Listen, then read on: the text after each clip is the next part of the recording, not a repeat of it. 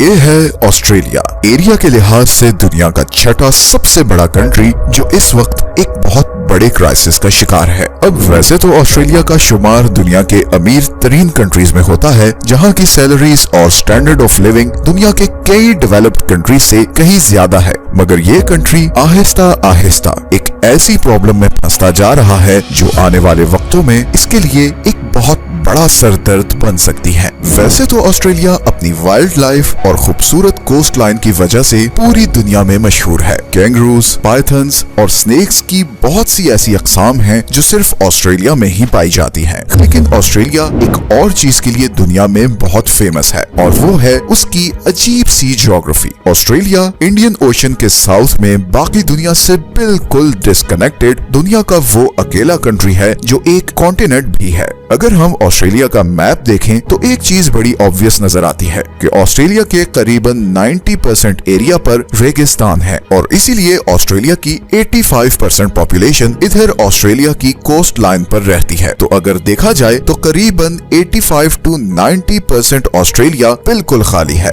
Australia की 75% आबादी Sydney, Melbourne और ब्रिस्बेन इन 3 शहरों में रहती है और ये तीनों शहर ऑस्ट्रेलिया की कोस्ट लाइन पर हैं। ऑस्ट्रेलिया की इस पॉपुलेशन पैटर्न को समझने के लिए हमें हिस्ट्री में जाना पड़ेगा, बिकॉज ऑस्ट्रेलिया पूरी ह्यूमन हिस्ट्री में गुमनाम रहा है और इसे विलियम जैन नाम के एक डचमैन ने 1606 में पहली बार डिस्कवर किया, जब वो इंडोनेशिया से ट्रेड का सामान लेकर वापस जा रहा था और रास्ते में समुद्री तूफान की वजह से उसकी शिप इधर टिमोर सी में आ गई और वहीं उसे दूर एक जजीरा नजर आया। ये ऑस्ट्रेलिया था। विलियम ने वापस जाकर सबको इस आइलैंड की खबर दी और फिर 1770 में British explorer captain James cook अपने चंद साथियों के साथ इस सफर पर निकला और ऑस्ट्रेलिया की ईस्टर्न साइड पर बॉटनी बे पर आकर रुका। वो और उसके साथी जब यहाँ पर उतरे तो उनकी लोकल लोगों के साथ जबरदस्त लड़ाई हुई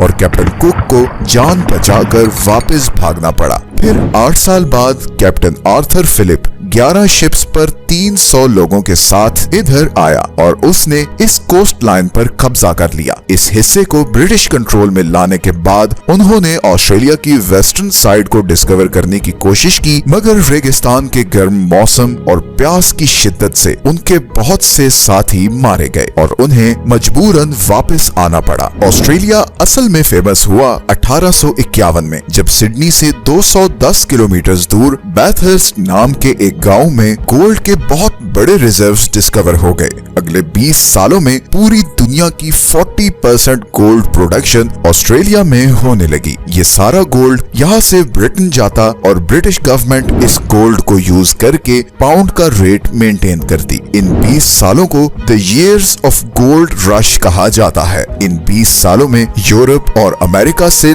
लाखों लोग ऑस्ट्रेलिया आकर आबाद हुए। जब ये गोल्ड डिस्कवर हुआ तो ऑस्ट्रेलिया की पॉपुलेशन थी 4.5 लाख और 20 साल बाद 1871 में ये पॉपुलेशन 1.7 मिलियन तक पहुंच चुकी थी। 1871 से 1900 तक ऑस्ट्रेलिया इन 6 कॉलोनीज में डिवाइडेड था। फिर 1901 में ये सब कॉलोनीज इकट्ठी हुई और कॉमनवेल्थ स्टेट ऑफ ऑस्ट्रेलिया के नाम से एक कंट्री वर्ल्ड मैप पर आया और इसके बाद ऑस्ट्रेलिया की तरक्की का सफर शुरू हुआ। उस वक्त ऑस्ट्रेलिया में व्हाइट लोगों के अलावा किसी और को इमिग्रेशन नहीं दी जाती थी और अगले 60 साल तक ऐसा ही रहा। फिर फाइनली 1967 में नॉन व्हाइट इमिग्रेशन पॉलिसी खत्म कर दी गई और इमिग्रेशन का क्राइटेरिया स्किन कलर से हटाकर स्किल सेट कर दिया गया, जिसके बाद एशिया, मिडिल ईस्ट और पैसिफिक से हजारों लोग ऑस्ट्रेलिया में आकर आबाद होना शुरू हुए और आज की डेट तक बहुत से कल्चर्स और कंट्रीज से लोग ऑस्ट्रेलिया आकर आबाद हो रहे हैं और इसीलिए ऑस्ट्रेलिया अब एक मल्टी कल्चरल कंट्री है, जहां पर आपको हर रेस और रिलीजन के लोग मिलेंगे। आज ऑस्ट्रेलिया दुनिया का सबसे फ्रेंडलीस्ट कंट्री है।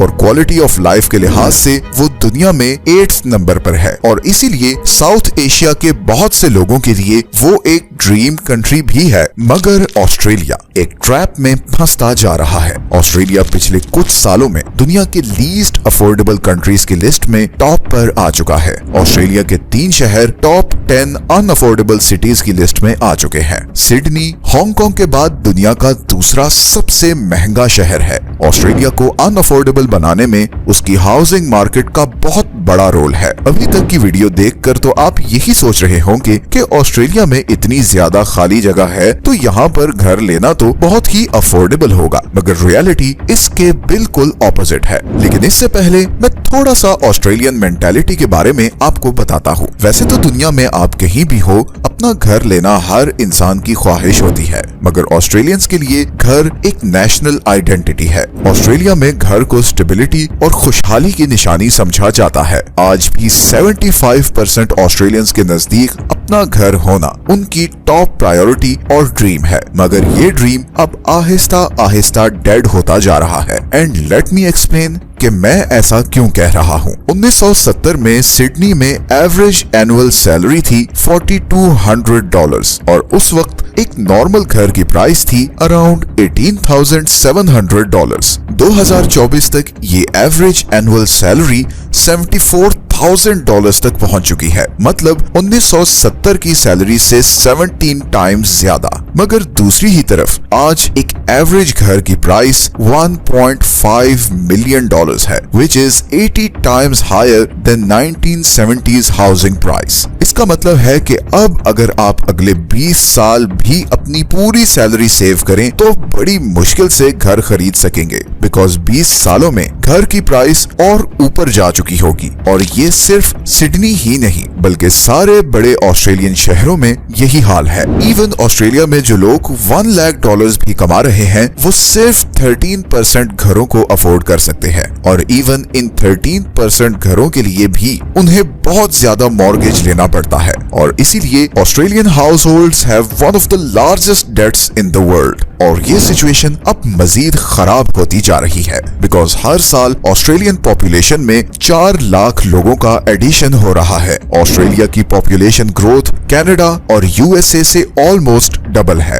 इस पॉपुलेशन ग्रोथ की सबसे बड़ी वजह इमिग्रेशन है। हर साल चाइना और साउथ एशिया से हजारों लोग ऑस्ट्रेलिया आते हैं। इनमें से कुछ लोग तो सालों बाद ऑस्ट्रेलिया के नेशनल बन जाते हैं, मगर बहुत से लोग लाखों रुपए डिग्री पर खर्च करके भी नेशनैलिटी नहीं ले पाते और वो ऑड जॉब्स करके और डिफरेंट छोटे मोटे कॉलेजेस में एडमिशन लेकर अपना वीजा एक्सटेंड करते रहते हैं, इसी उम्मीद पर कि कभी तो पॉइंट्स पूरे होंगे और उन्हें पीआर मिल जाएगी। लेकिन इतने ज्यादा इमिग्रेंट्स को अकोमोडेट करने के लिए जितने घरों की डिमांड है, सप्लाई उससे बहुत कम है। और इसी सप्लाई और डिमांड के फर्क की वजह से ऑस्ट्रेलिया में घरों की प्राइस को तो जैसे आग लगी हुई है, क्योंकि 90% ऑस्ट्रेलियंस इन्हीं 4 शहरों में रहते हैं। गो के बीच में पूरी जमीन खाली पड़ी है, मगर वो इस काबिल नहीं कि वहाँ कुछ भी उगाया जा सके या वहाँ जिंदगी गुजारी जा सके। इसीलिए इस बढ़ती हुई पॉपुलेशन के लिए बस ये 3-4 शहर ही बचते हैं। अब क्योंकि सारी जॉब्स और यूनिवर्सिटीज भी इन्हीं शहरों में हैं, तो इमिग्रेंट्स और स्टूडेंट्स भी इन्हीं शहरों में आते हैं। अब ऑस्ट्रेलिया के पास एक ऑप्शन तो ये है कि वो इमिग्रेशन पर रिस्ट्रिक्शन लगा दे, मगर ऐसा करने से ऑस्ट्रेलिया की अपनी इकोनॉमी पर बहुत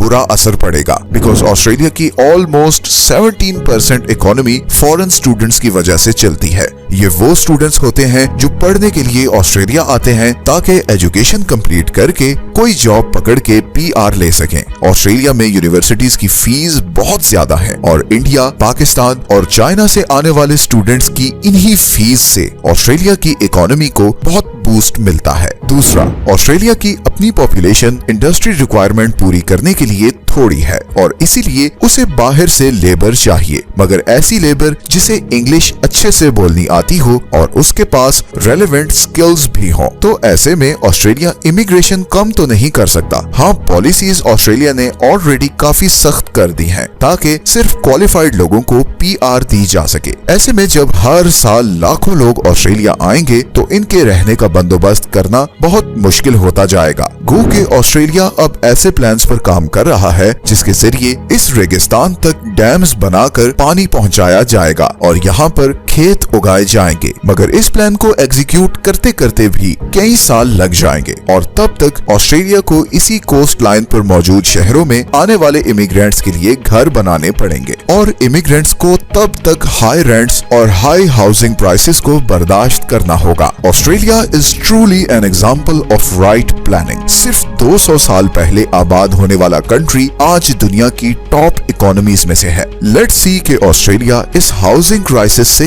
कैसे निपटता है। वीडियो अच्छी लगी है तो इसे लाइक और चैनल को सब्सक्राइब जरूर कर लें। मिलते हैं नेक्स्ट वीडियो में एक और इंटरेस्टिंग टॉपिक के साथ। तब तक अपना ख्याल रखें। अल्लाह हाफिज।